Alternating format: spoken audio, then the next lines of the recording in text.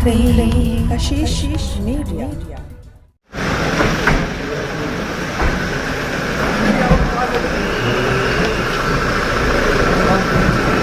केशव मौर्य जिंदाबाद, केशव मौर्य जिंदाबाद, केशव मौर्य जिंदाबाद। भैया नमस्ते।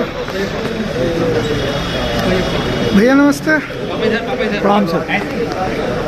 पापा इधर।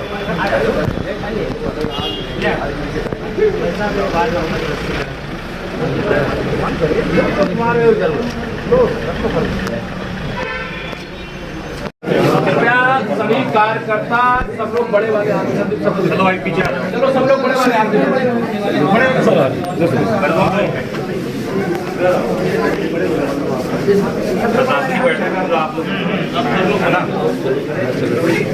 वो तो उनको बहुत जब से वो जन्म लिए हैं तभी से उनको प्रधानमंत्री जी का चेहरा बताया जा रहा है, लेकिन मुझे तो लगता नहीं है कि श्री राहुल गांधी जी को देश का भी प्रधानमंत्री कुर्सी पर देखना चाहिए। एक वो है गीतकार है, उन्होंने कहा है कि विदेशी माँ से पैदा हुआ पुत्र कभी भी राष्ट्रभक्त नहीं हो सकता। उसको लेकर विवाद हो रहा है। मैं इस बार कोई टिप्पणी करना, मैं किसी मर्यादा की सीमा का उल्लंघन नहीं करना चाहिए किसी को। ठीक है, राजनीतिक दृष्टि से मैं जानता हूँ कि कांग्रेस का कोई भविष्य नहीं है और कांग्रेस के लोगों में एक थोड़ा होड़ लगी रहती है कि गांधी परिवार को खुश करने वाली बातें कैसे बोली जाए, वो ज़रूर बोलते रहते हैं। लेकिन किसी को भी वह चाहे कांग्रेस के खिलाफ हो चाहे अन्य किसी राजनीतिक दल के खिलाफ हो, अमर्यादित भाषा का प्रयोग नहीं करना चाहिए। भारत जोड़ो यात्रा को लेकर और उन्होंने आरोप लगाया कि आरएसएस और बीजेपी देश में नफरत फैला रही है और वो प्यार की मोहब्बत की जो है वो दुकान खोल रहे हैं।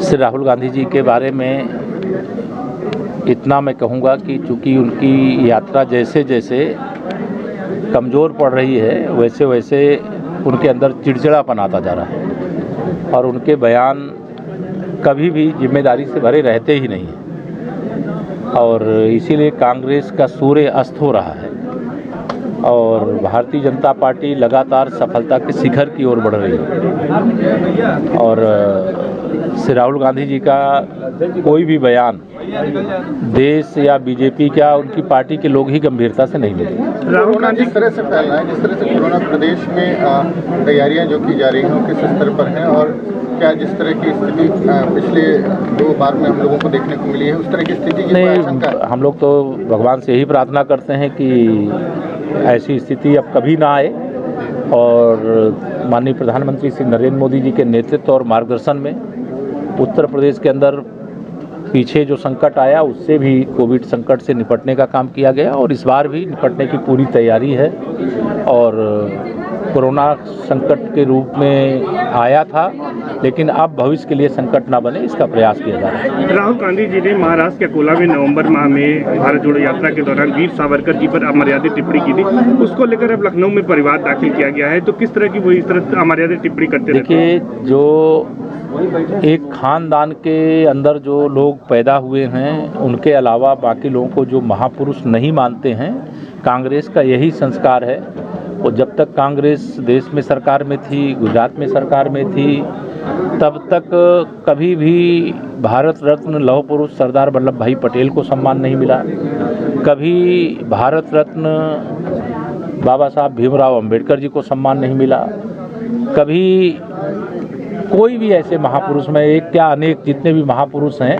वह महापुरुष अगर वो एक खानदान के हैं तब तो महापुरुष हैं, अन्यथा उनका अनादर करना।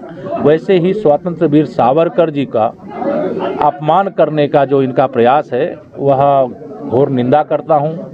अंग्रेज़ों के खिलाफ सावरकर जी की जो लड़ाई थी, एक जीवन काल में जिनको 2 आजीवन कारावास हुए हों वह हैं आदरणीय हमारे श्रद्धेय हमारे पुरखे वीर सावरकर जी और उनके बारे में इस घटिया टिप्पणी की पूरा देश निंदा कर रहा है, पूरा देश विरोध कर रहा है और कांग्रेस से इससे ज़्यादा उम्मीद की ही नहीं जा सकती।